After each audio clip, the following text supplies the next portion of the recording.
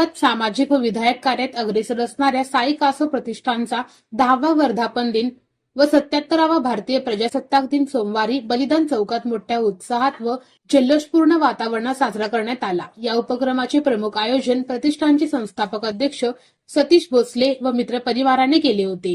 या प्रसंगी खासदार प्रणितीताई शिंदे, बापूसाहेब कांबळे, माजी नगरसेवक उदयशंकर चाकोते, रमेश जाधव आदी मान्यवरांची प्रमुख उपस्थिती होती।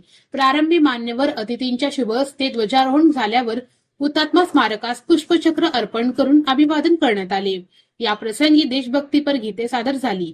या शानदार सोहळ्यात भोसले यांची सुकन्या जिजाऊ या चिमुकल्याने आईचे महत्व सांगणारे सदाबहार गीत सादर केले।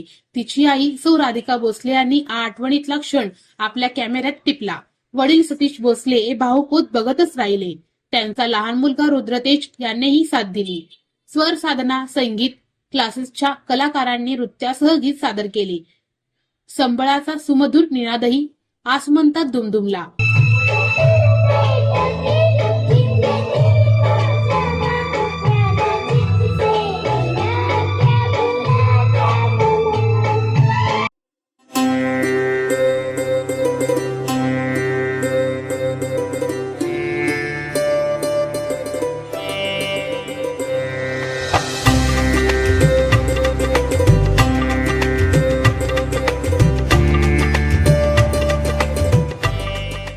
कार्यक्रमाचे अँकरिंग विठ्ठल उर्फ गोविंद गायकवाड व साठी सर यांनी आपल्या खुमासदार शैलीत केले।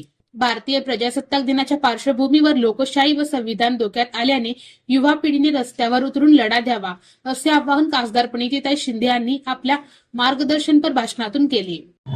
ग्रुपचा आणि दरवर्षी मी न चुकता येत असते आणि तुम्ही बोलवता त्याबद्दल धन्यवाद। आपण सगळे आज बलिदान चौक या ठिकाणी जमलो आहोत। मला असं वाटतं आपण सगळ्यांनी आता वचन घ्यायला पाहिजे की आपण या देशासाठी, या लोकशाही वाचवण्यासाठी, बाबासाहेबांनी दिलेले संविधान वाचवण्यासाठी जीवाचं रान करणं गरजेचं आहे।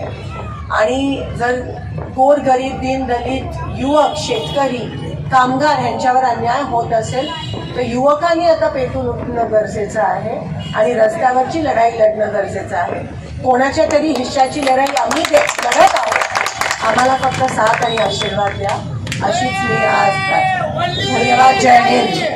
सदरचा कार्यक्रम यशस्वीतेसाठी शुभम विभूते, अभिषेक एडगिरे, ऋषिकेश एडगिरे, हेमंत भोसले, ओमकार केफडे, शिवयोगी रेमठ, रितेश वनराव आदींनी मोलाचे योगदान दिले।